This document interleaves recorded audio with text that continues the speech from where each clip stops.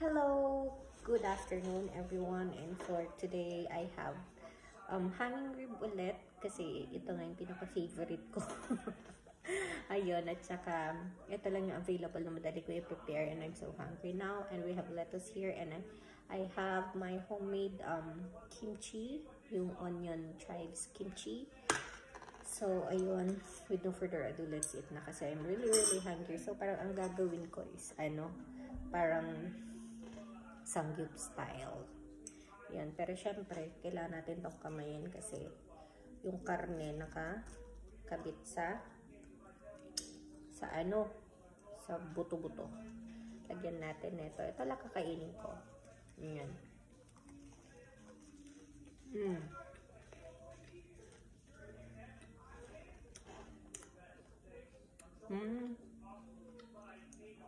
Sobrang the best.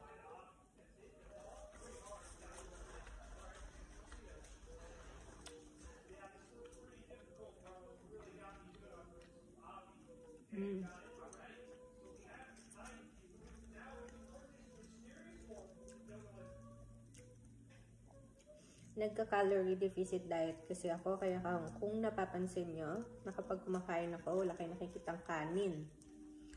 Yun, I'm trying the calorie deficit diet.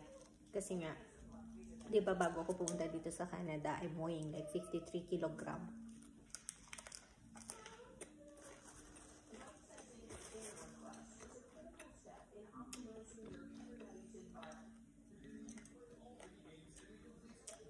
At ang weight ko before pregnancy ko dun sa bunso ko is 45 to 47, ganun.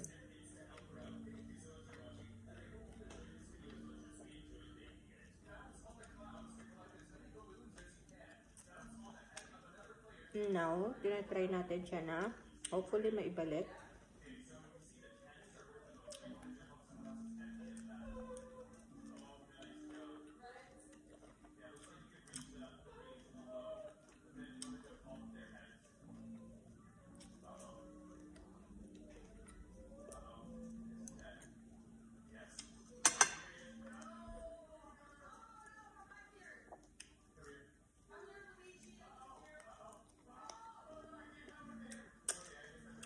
And I heard kasi maganda rin to sa mga may mga problem sa heart.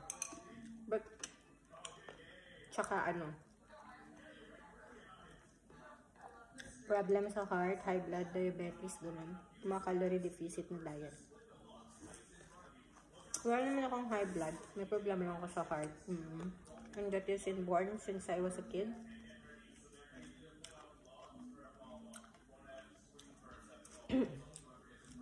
Na-open ko na yun dati sa dating vlog ko. Meron akong abnormal heart rhythm. Mabilis siya sa normal yung heartbeat ko. So, nagtitake ako ng gamot para pamparelax, pampabagal.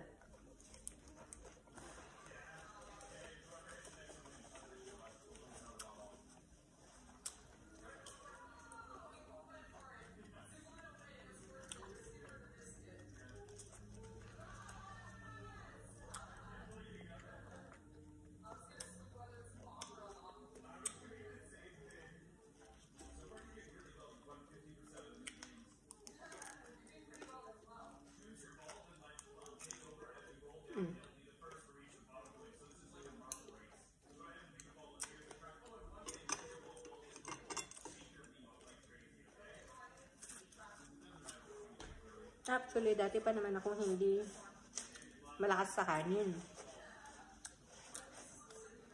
Pero maya kasi ako kumakain. Lalo na nung nagbe-breastfeed ako nun. So, parang nasana yung system ko na kain ng kain, gano'n.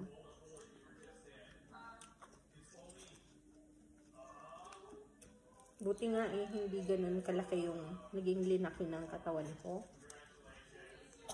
Kasi matagal ako nag-breastfeed, like more than a year. Ganun din sa panganay ko, same, sa bunso. Kaya lang, nung anak ko kasi na panganay, nag-mix feeding na ako ng 6 months niya.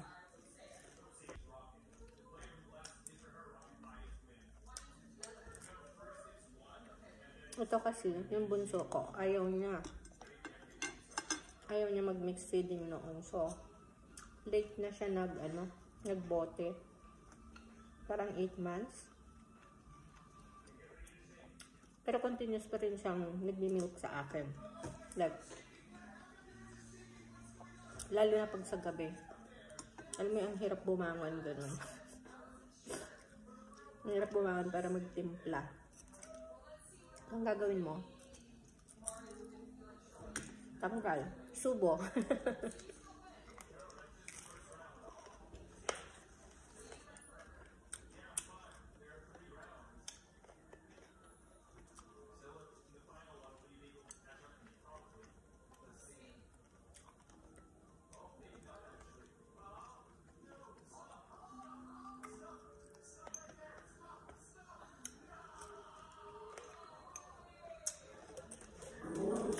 Ubus na yung gamot na dinala ko dito sa Canada.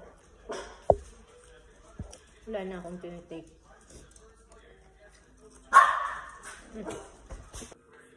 Ngayon ni Bruno.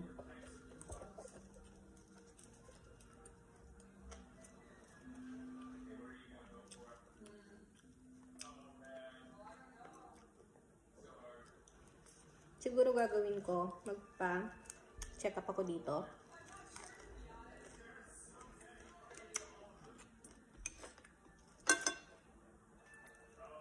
Tapos dito na ako magpa-reseta.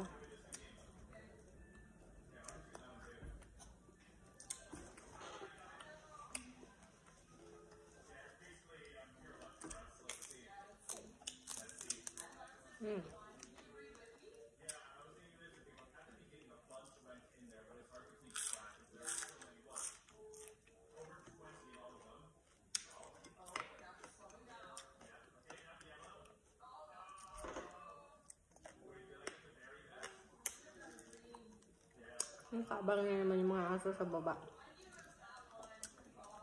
Pero bawal kasi silang bilhin ng table food.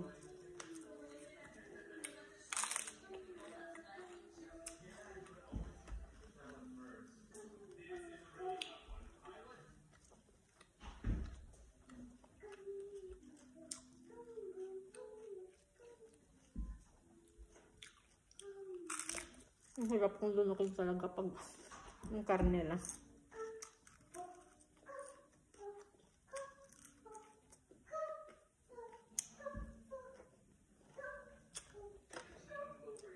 Ella is watching sa sala. Medyo maingay. I love you, anak.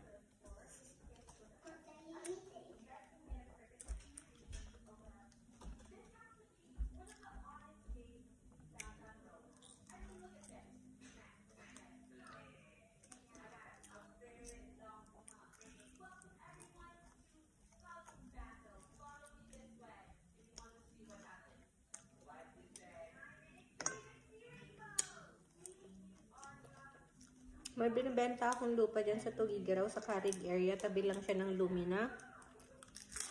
If you guys interested, just PM me.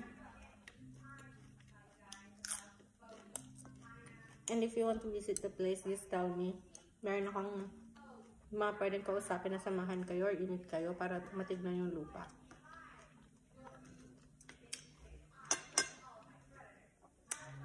So, yun lang for today's video, guys. I hope you enjoy it and ingat lagi. God bless.